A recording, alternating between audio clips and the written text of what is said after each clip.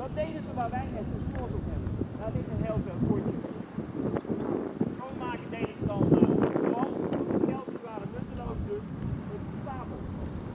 Rechterkant zie je een stapel liggen. Daar zijn 5 van die bergen, meer dan 3 meter hoog. Dan gewoon naar beneden toe lopen, dan gaan ze aan vissen. Dan heb je dus 2 meter hoog. Deze nog niet. Die is nog niet. Deze zijn de rest. Ja.